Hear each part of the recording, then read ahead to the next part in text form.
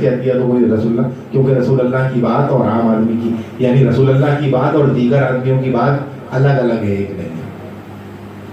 میرے آقا کی بات اور ان کے بعد دیگر آدمیوں کی بات الگ، پھر اس میں لوگوں کے مراتب اور مرتبے ہیں۔ تو آج ساری دنیا کا بگاڑ ختم ہو جائے اگر ہم اس بات کو سمجھ لیں، اور ہمیں سمجھنا چاہیے اور سمجھانے والوں کو یہ بات سمجھانی چاہیے۔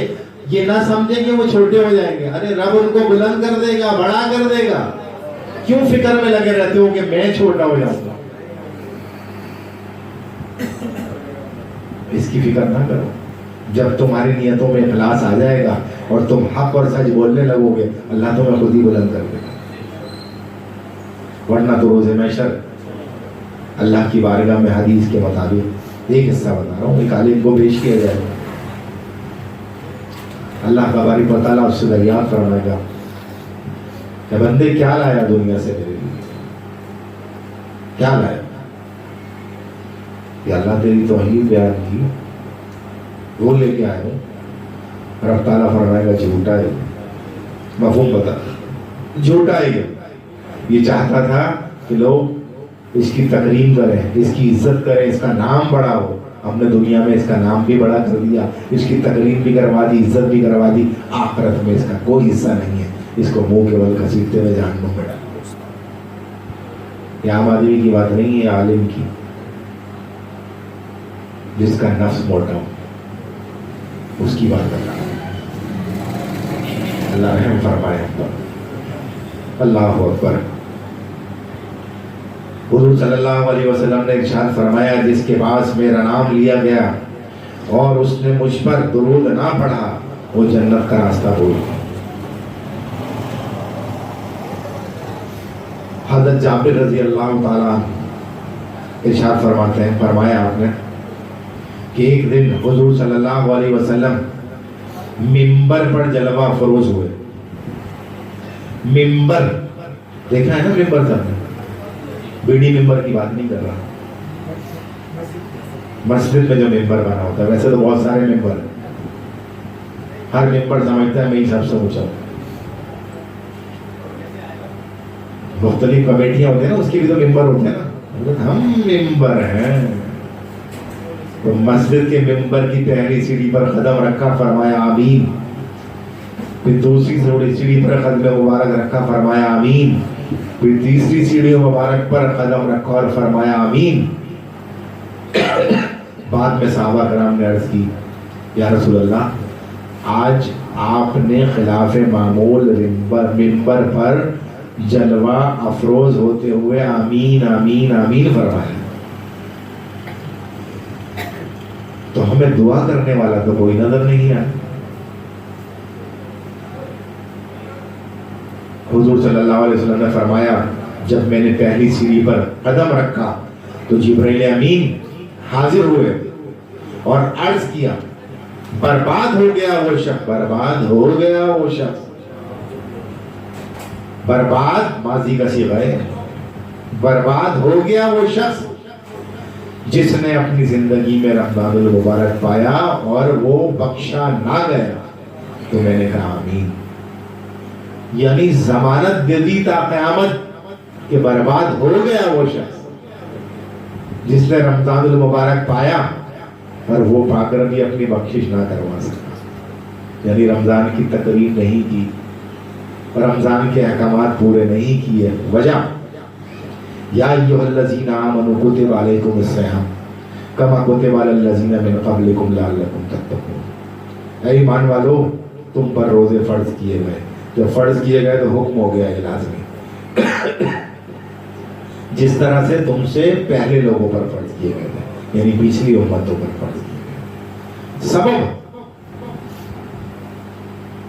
سبب تاکہ تم متقی ہو جاؤ، یعنی اللہ سے ڈرنے والے ہو جاؤ۔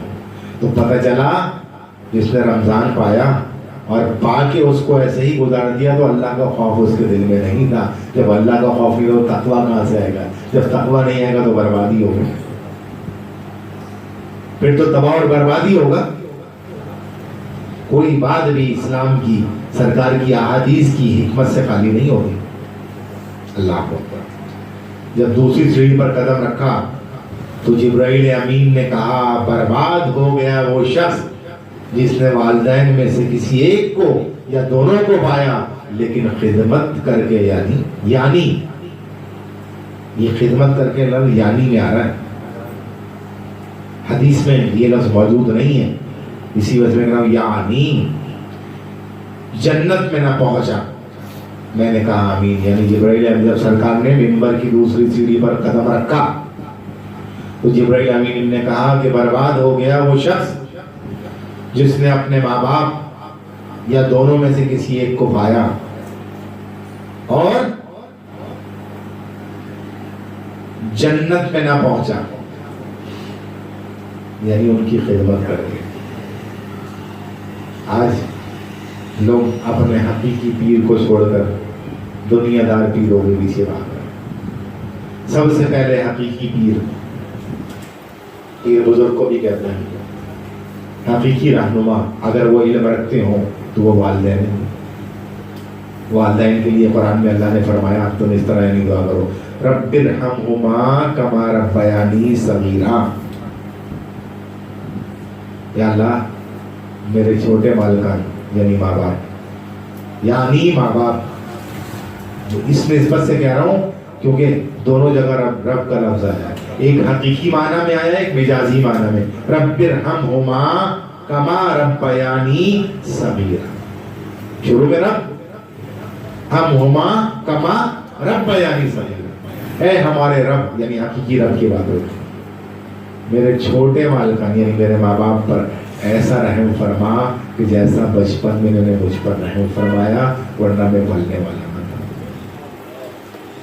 یقیناً اگر ماں باپ بچوں پر توجہ نہ دیں تو نہیں پل سکتا، تو یہ بڑی مہربانی ہوتی ہے، جزاک اللہ، بڑی مہربانی ہوتی ہے، یہ ماں باپ کا احسان ہوتا ہے۔ تو سرکار نے فرمایا کہ ماں باپ کی خدمت کر کے جنت میں نہ گیا، یعنی خدمت کا لفظ یعنی میں ایڈیشن ہے، دونوں ماں باپ کو پایا یا دونوں میں سے کسی ایک کو پایا اور جنت میں نہ پہنچا تو بھی ہلاک ہو گیا۔ تو سرکار نے فرمایا آمین۔ پھر جب ممبر کی تیسری سیڑھی پر قدم مبارک رکھا تو جبرائیل امین نے کہا برباد ہو گیا، ماضی کا ہر جگہ ماضی کا صیغہ ہے، برباد ہو گیا یعنی بربادی لکھی جا چکی ہے اگر اس نے ایسا کیا۔ برباد ہو گیا وہ شخص جس کے سامنے آپ صلی اللہ تعالی علیہ وسلم کا ذکر ہو اور اس نے آپ پر درود نہ پڑھا۔ تو سرکار فرمایا میں نے کہا آمین، بخاری شریف کی حدیث ہے، درود شریف پڑھ لو، اللہم صلی علی سیدنا مولانا محمد معدن الجود والکرم والہ وصحبہ وبارک وسلم، بلغ العلا بکمالہ کشف الدجی بجمالہ حسنت جمیع خصالہ صلوا علیہ وآلہ۔ اللہ اکبر۔ اب سوال یہ پیدا ہوتا ہے کہ درود کون سا پڑھا جائے؟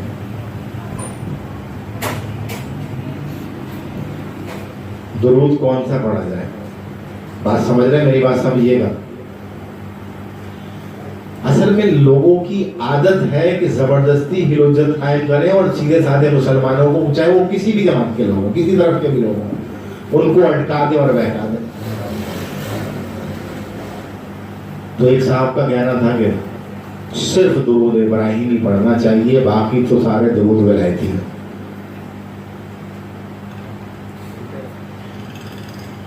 تو شیخ الحدیث مولانا سردار احمد صاحب کے سامنے جب یہ بات آئی بڑا پیارا جواب دیا۔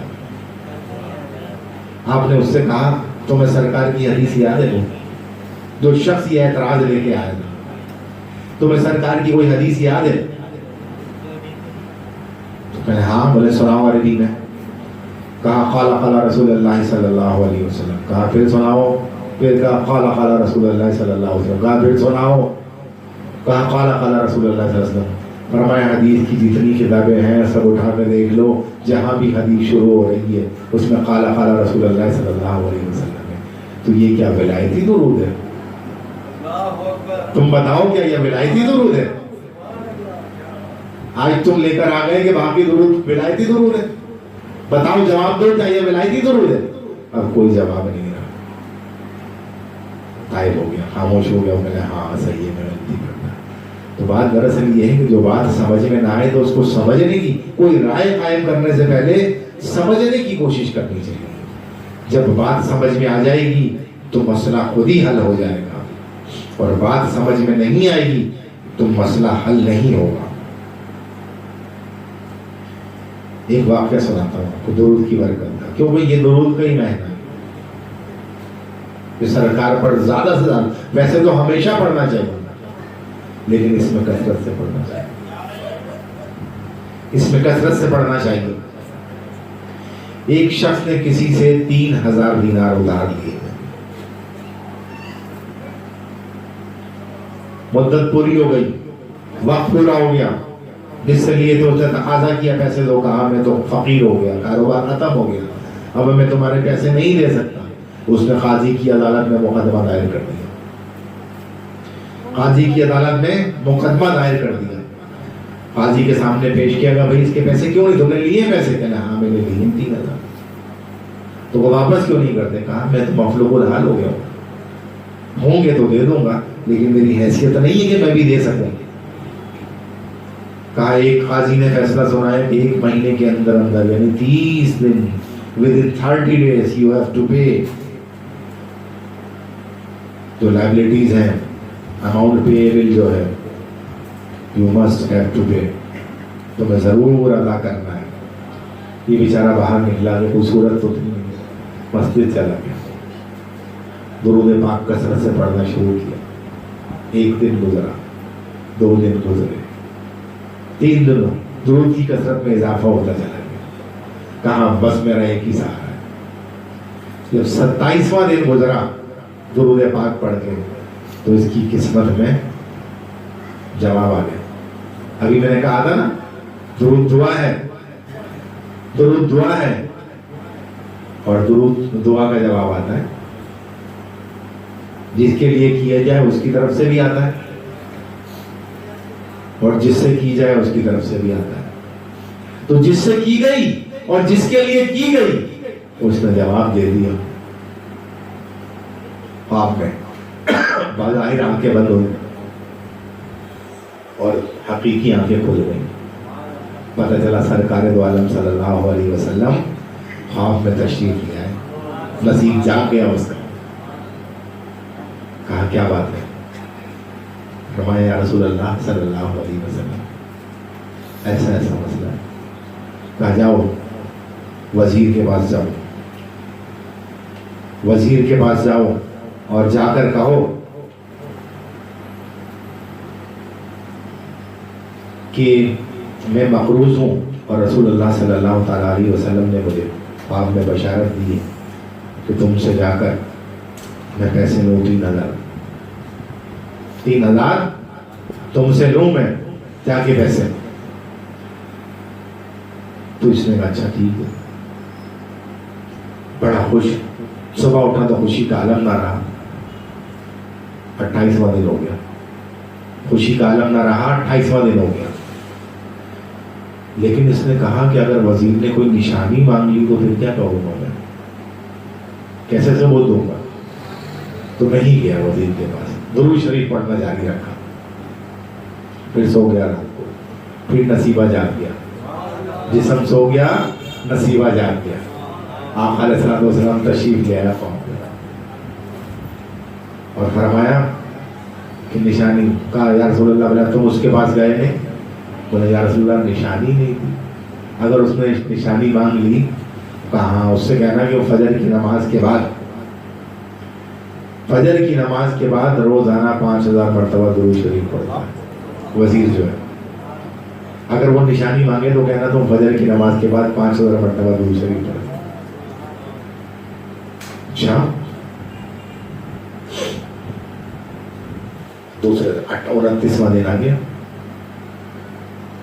پہنچا ہی, اور پہنچنے کے بعد اس وزیر کو ساری بات بتائی. وزیر نے کہا نشانی, تم اپنے دعوے میں سچے ہو کہا فجر کی نماز کے بعد 5000 مرتبہ درود شریف پڑھتے ہیں. اس نے اس کی شکل، ہاں یہ میرا راستہ کوئی بھی نہیں جانتا، میرا یہ راستہ کوئی بھی نہیں جانتا. وزیر اندر گیا، 9000 دینار لے کے آیا. پہلے 3000 دیے، کہا یہ لو 3000، اس سے قرض اتارو جا کے قاضی کی عدالت میں. پھر دوسرے 3000 دیے، یہ لو اپنے بیوی بچوں پر خرچہ کرو. ایک بات یاد رکھو، اپنے بیوی بچوں پر خرچہ کرنے سے بڑا صدقہ کوئی نہیں ہے. لوگ دنیا جہان میں خرچہ کر، جتنا بھی اپنی تعلیم پہ، تربیت پہ، کھلانے پہ، پلانے پہ انسان اپنے بیوی بچوں پر خرچہ کرتا ہے، یہ بہت بڑا صدقہ ہے. سب صدقوں میں سب سے بڑا صدقہ ہے. وَآتَ الْمَالَ عَلَىٰ حُبِّهِ ذَوِي الْقُرْبَىٰ. ابھی آیت پڑھی تھی نا، یہ لوگ اس سے بھاگنا نہیں چاہیے. اور یہ آزمودہ ہے میرا، یہ آزمودہ ہے میرا اپنا، کہ جس دن فراغت سے بالکل، اس دن اللہ تعالیٰ ویسا ہی دیتا ہے، بہت زیادہ بڑھ کے دیتا ہے. جیسا گمان کرو اس سے بھی زیادہ دیتا ہے. اس میں دل میں سوچنا نہیں چاہیے، کیونکہ دیا ہوا تو مال اسی کا ہے نا، اور اسی کی راہ میں خرچ کر رہے ہو. تو جب صدقہ ہے تو اس کی راہ میں، بیوی بچوں کو خرچ کرنے جب صدقہ ہے سب سے اچھا، تو اس کی راہ میں خرچہ کرنا تو ہے. اللہ اکبر. دوبارہ پانی کی.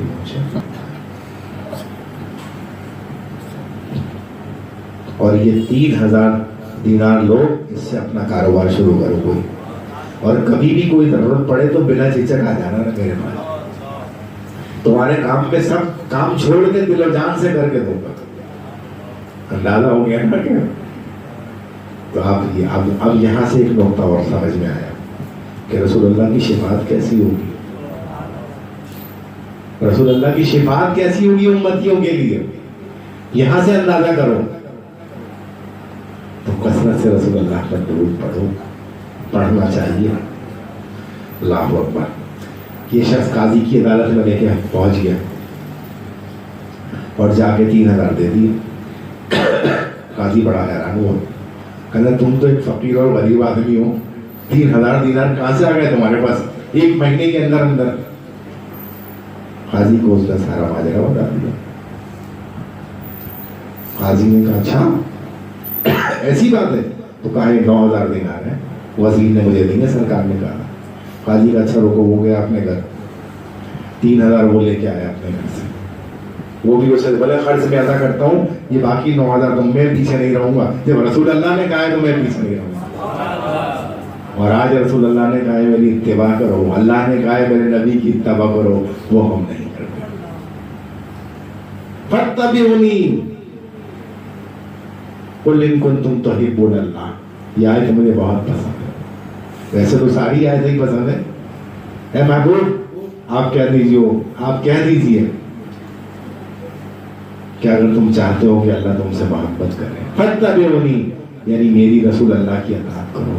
یحببکم اللہ، اللہ تم سے محبت کرے گا.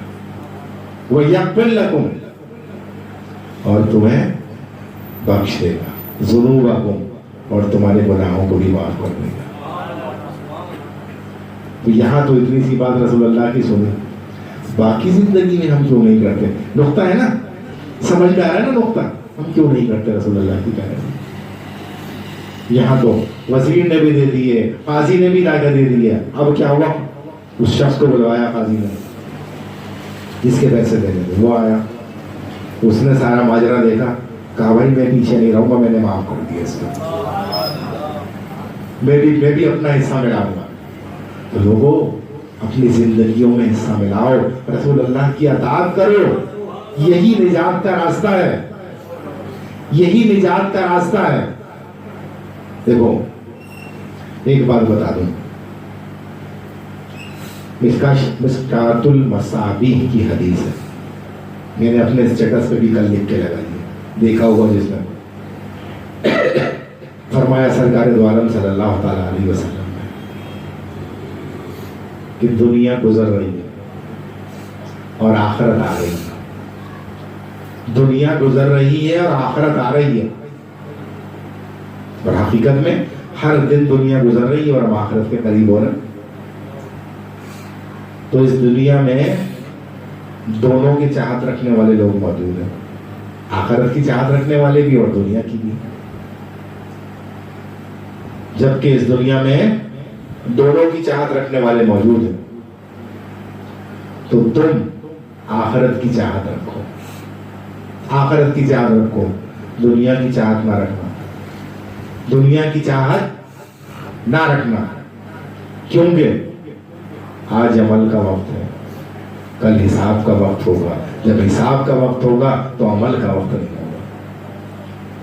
تو آج ہم دارالعمل میں ہیں، سمجھ رہے میری بات؟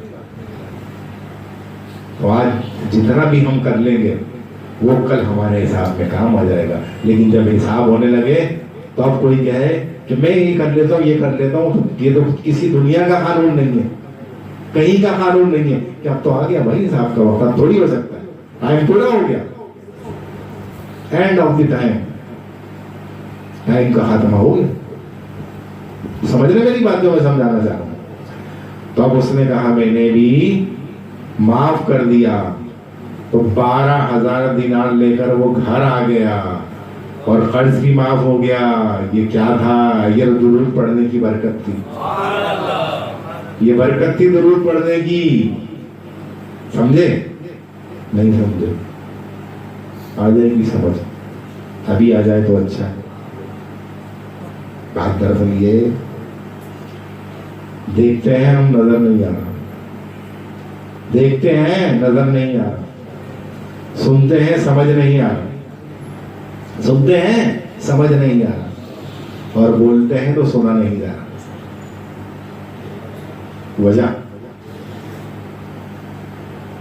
وجہ یہ ہے کہ ہمارے معاملات ایسے ہو گئے ہیں، اللہ تعالیٰ معاف فرمائے، کہ دلوں پر مہر ثبت کر دیجیے، اب کچھ حق سنائی نہیں دیتا، نہ کوئی حق دکھائی دیتا ہے، کیونکہ پردہ ڈال دیا گیا ہے اور بڑا دردناک عذاب تیار کر کے رکھا گیا۔ سمجھ رہے بات؟ تو اب ہمیں سوچنا چاہیے کہ ایسا تو نہیں ہے کہ ہماری شخصیات میں بھی کوئی ایسی قسم کے اعمال ہوں کہ ہماری سوچنے سمجھنے کی صلاحیت ختم ہوتی جا رہی، اور ہائے پیسہ تے وائے پیسہ، ہائے منصب تے وائے منصب، یہ بھی میرا تو وہ بھی میرا، میں ہی بادشاہ، تو کچھ بھی نہیں، میں تجھ سے بڑا، تو مجھ سے چھوٹا، میں بادشاہ تو فقیر، ایسا تو نہیں ہے۔ اسی لیے بتایا ایسا تو نہیں ہے۔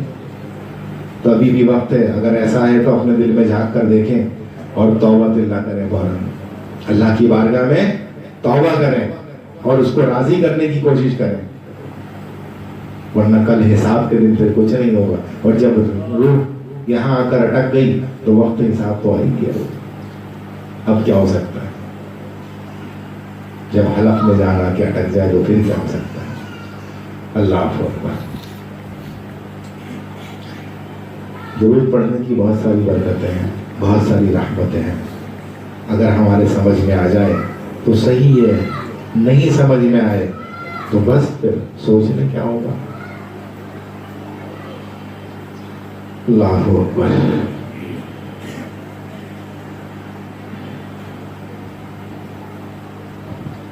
ایک کتاب ہے انفاس العارفین، انفاس العارفین، شاہ عبد الرحیم نام سنا ہوگا، رحمت اللہ تعالی علیہ، بیمار ہو گئے، بیماری شدت اختیار کر گئی، یہاں تک کہ زندگی سے نا امید ہو گئے، مایوس ہو گئے۔ خواب میں شیخ عبدالعزیز تشریف لائے اور فرمایا بیٹا، کون ہے یہ؟ شاہ ولی اللہ کے والد شاہ عبد الرحیم، ان کے والد شاہ عبد الرحیم تشریف لائے اور فرمایا بیٹا، امام الانبیاء حبیب قدریہ صلی اللہ تعالی علیہ وسلم تیری عیادت کے لیے تشریف لا رہے ہیں،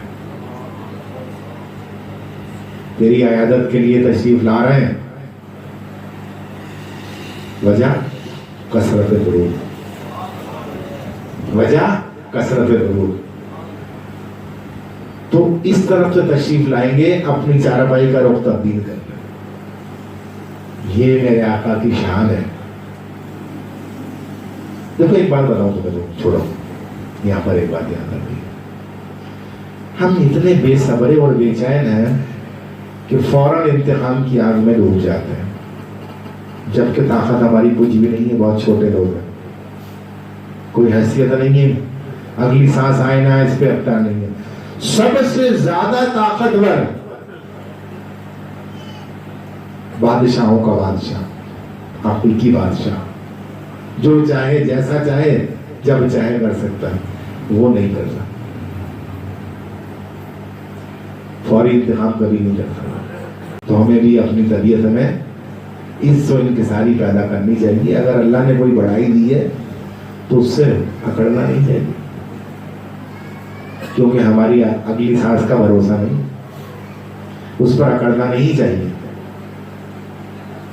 کیونکہ جب سب سے طاقتور جو ہے وہ اپنا کام، کیونکہ وہ کہہ رہا ہے ایک وعدہ کیا ہوا ہے اور ہم اپنے وعدے کا پاس رکھتے ہیں، ورنہ ہم چاہیں تو ابھی ان کو عذاب میں مبتلا کر دیں، ایک حد تک نہیں کرتے.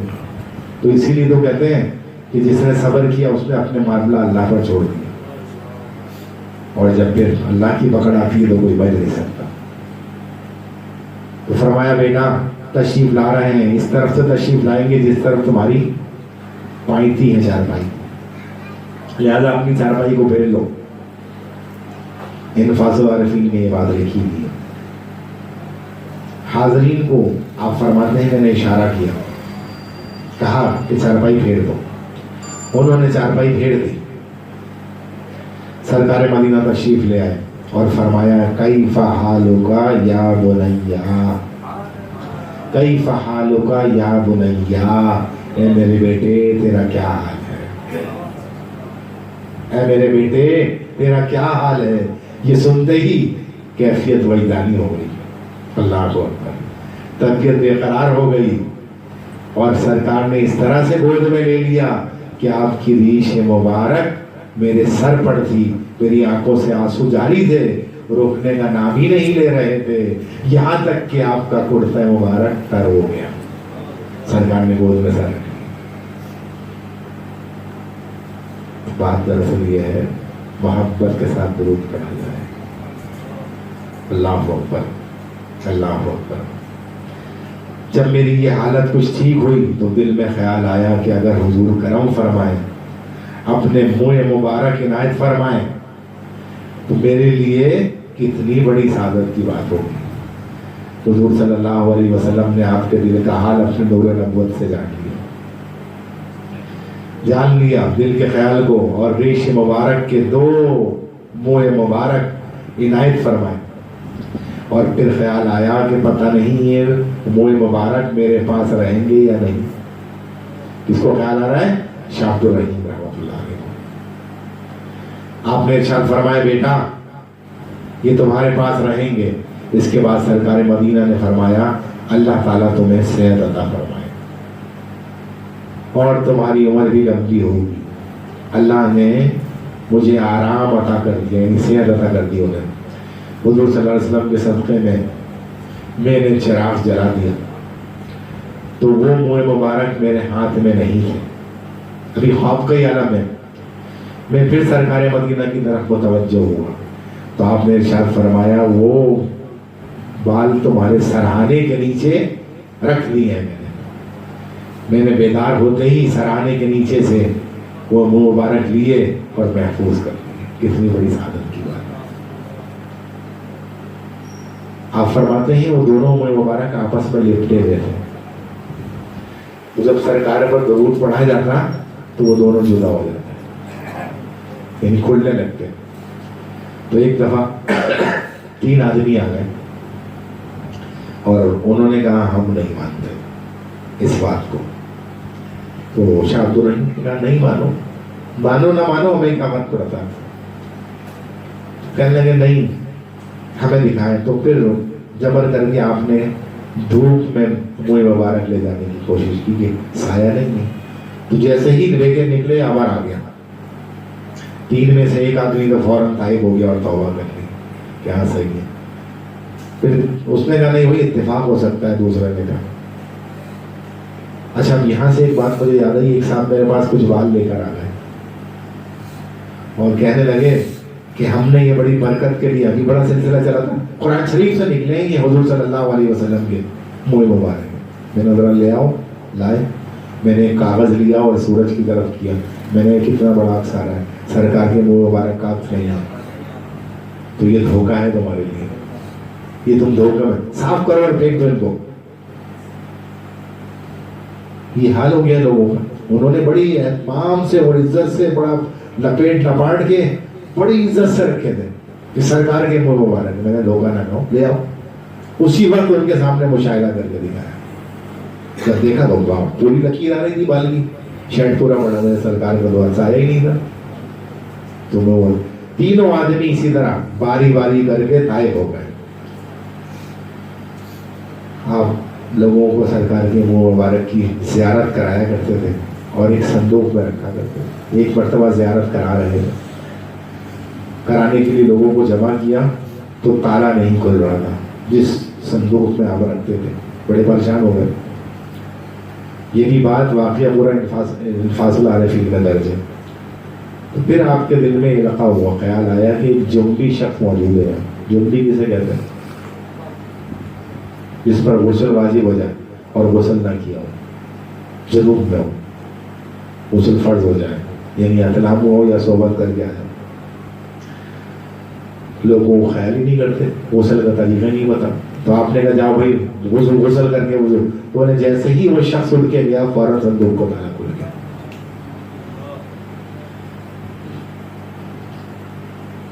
تو حضرت شاہ ولی اللہ فرماتے ہیں کہ جب میرے والد نے یہ تبرکات تقسیم کیے تو ایک منہ مبارک میرے حصے میں بھی آیا سرکار شاہ ولی اللہ رحمۃ اللہ علیہ۔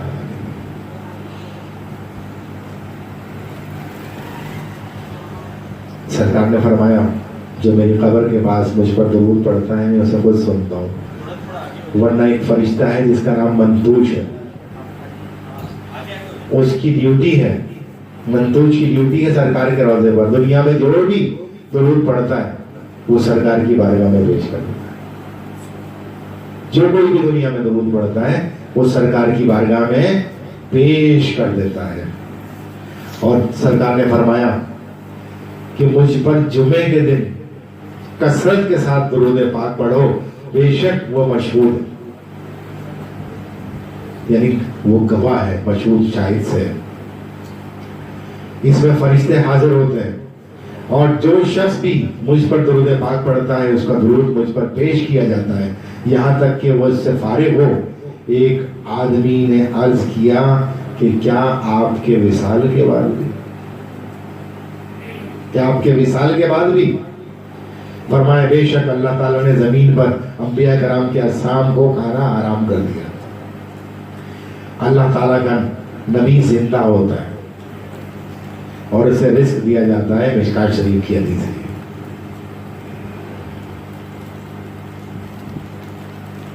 بس ابھی ختم کرتا ہوں بیان، تھوڑا سا درود شریف کے بیان تو بہت لمبا ہے، لیکن آج بیان یوں کیا کہ درود پاک کے بیان کی بہت ضرورت ہے۔ درود پاک کیا ہے؟ حضرت عبداللہ ابن عمر رضی اللہ تعالی عنہ سے مروی ہے کہ قیامت کے دن حضرت آدم علیہ السلام سبز لباس پہنے ہوئے عرش کے نیچے تشریف فرما ہوں گے اور اپنی اولاد کو ملاحظہ کر رہے ہوں گے۔ ظاہر پوری دنیا میں جتنے بھی انسان ہیں سب ان کی اولاد ہیں، اپنی اولاد کو ملاحظہ فرما رہے ہوں گے، جنت میں کون جاتا ہے اور دوزخ میں کون۔ اتنے میں حضرت آدم علیہ السلام کی نگاہ حضور صلی اللہ علیہ وسلم کی ایک امتی پر پڑ جائے گی جسے فرشتے دوزخ کی طرف لے جا رہے ہوں گے۔ یہ دیکھتے ہی حضرت آدم علیہ السلام پکار اٹھیں گے، یا احمدو یا احمدو، اللہ کو آدم علیہ السلام کا سرکار کو پکارنا، یا احمدو یا احمدو، اللہ کو اکبر۔ آپ صلی اللہ علیہ وسلم جواب دیں گے لبیک یا ابوالبشر۔ آدم علیہ السلام، حضرت آدم علیہ السلام ارشاد فرمائیں گے تمہارے ایک امتی کو، یعنی میری اولاد تو ہے لیکن امتی تمہارا، تمہارے ایک امتی کو فرشتے دوزخ کی طرف لے جا رہے ہیں۔ یہ سن کر حضور صلی اللہ علیہ وسلم فرشتوں کو ارشاد فرمائیں گے اے فرشتوں ٹھہرو، فرشتے عرض کریں گے ہم سخت فرشتے ہیں جو اللہ کی نافرمانی نہیں کر سکتے، اس کی اطاعت کریں گے۔ حضور صلی اللہ علیہ وسلم اللہ تعالیٰ کی بارگاہ میں عرض کریں گے یا اللہ تو نے مجھ سے وعدہ کیا تھا کہ میں تجھے تیری امت کے بارے میں شرمندہ نہیں کروں گا، تجھے تیری امت کے بارے میں شرمندہ نہیں کروں گا۔ اللہ اکبر۔ اتنے میں اللہ تعالیٰ کی طرف سے آواز آئے گی، آتی و محمد، آتی و محمد، آتی و محمد، میرے حبیب کی اطاعت کرو، میرے حبیب کی اطاعت کرو، میرے حبیب کی اطاعت کرو۔ اس بندے کو واپس میدان عدل پر لے جاؤ، اسے واپس لے جایا جائے گا۔ حضور صلی اللہ علیہ وسلم اس کی نیکیوں کے پلڑے میں ایک سفید کاغذ ڈال دیں گے تو اس کی نیکیاں اس کی برائیوں پر غالب آ جائیں گی، اور ایک ندا آئے گی، یہ بندہ نیک وقت بن گیا ہے، اسے جنت میں لے جاؤ۔ جب فرشتے جنت میں لے جائیں گے وہ کہے گا ذرا ٹھہرو فرشتوں، ذرا ٹھہرو۔ وہ بندہ حضور کی بارگاہ میں عرض کرے گا میرے ماں باپ آپ پر قربان ہو جائیں، آپ یہ بتائیں کہ آپ کون ہیں، آپ ہیں کون؟ آپ صلی اللہ علیہ وسلم ارشاد فرمائیں گے میں تیرا نبی، میں تیرا نبی محمد رسول اللہ ہوں۔ یہ سفید کاغذ وہ درود پاک ہے جو تو نے مجھ پر پڑھا تھا۔ اللہ اکبر۔ اس نے اس کو محفوظ رکھ لیا تھا، یعنی میں نے اس کو محفوظ کر کے رکھ لیا تھا۔ درود شریف کی برکت سے کل قیامت کے دن گناہ گاروں کی عید ہوگی۔ جرم پہ کرم، ہر خطا پہ عطا، رحمت مصطفیٰ اور کیا چاہیے۔ تو لوگوں درود شریف کی کثرت کرو اور بہت زیادہ درود پاک سرکار پر پڑھو۔ صحابہ کرام نے پوچھا یا رسول اللہ صلی اللہ علیہ وسلم ہمیں آپ پر سلام تو پڑھنا آ گیا، ہم آپ پر درود کیسے پڑھیں؟ تو سرکار نے فرمایا پڑھو اللہم صلی علی محمد۔ تو اگر کوئی شخص ایک بار پڑھتا ہے اللہم صلی علی محمد وعلی آل محمد وآلہ وصحبہ وبارک وسلم، یا اللہم صلی علی محمد النبی الامی وعلی آلہ وسلم تسلیما۔ اچھا یہ درود 1200 مرتبہ جو شخص روزانہ پڑھے تو انشاءاللہ اللہ کی ذات سے تعارف کے ساتھ اللہ کی ذات سے امید ہے کہ اس کو سرکار دوالم کی زیارت نصیب ہوگی۔ درود بعد پڑھا کرو کثرت سے درود پڑھو۔ اس کا فائدہ یہ ہے کہ درود میں استغفار بھی ہے، درود میں گناہوں کی معافی بھی ہے، وہ درود میں درجات کی بلندی بھی ہے، درود سراپا رحمت ہے، درود میں رسول اللہ سے قربت بھی ہے، اور درود میں اللہ سے قربت بھی ہے۔ تو آپ نے اللہم اے اللہ صلی علی محمد، رحمت نازل فرما محمد صلی اللہ علیہ وسلم وعلی آل محمد، اور ان کی آل پر۔ ایسے ہی ہے نا، تو جب اللہ کا نام لیا تو اللہ سے قرب ہو گیا، جب محمد کا نام لیا تو محمد سے قرب ہو گیا۔ ایسے ہی ہے نا۔ تو بس جب بندہ سرکار پر درود پڑھتا ہے تو یہ دونوں بیک وقت فرشتے حرکت میں آ جاتے ہیں، ورنہ کوئی کام بھی کرتا ہے تو یا تو دائیں ہاتھ والا حرکت میں آتا ہے یا بائیں ہاتھ والا آتا ہے، لیکن جب درود پڑھتا ہے تو بیک وقت دونوں فرشتے حرکت میں آ جاتے ہیں۔ یہ کیا کرتا ہے؟ 10 نیکیاں نامہ اعمال میں لکھ دیتا ہے اور 10 درجات بلند کر دیتا ہے، اور بائیں ہاتھ والا 10 گناہ مٹا دیتا ہے۔ آ گئی نا استغفار، ہو گئی نا استغفار۔ اور پھر درود شریف کی برکت سے بندہ جو ہے وہ خود بخود گناہوں سے دور ہونا شروع ہو جاتا ہے، گناہوں سے دور ہو جاتا ہے۔ تو رسول اللہ کی اتباع بہت ضروری ہے۔ اللہ تعالیٰ سمجھنے اور سمجھ کر عمل کرنے کی توفیق خیر عطا فرمائے۔ وما علینا الا البلاغ المبین۔ کوشش کریں کہ دن میں 1200 مرتبہ درود پاک ہو جائے، چاہے یہی پڑھ لیں اللہم صلی علی محمد۔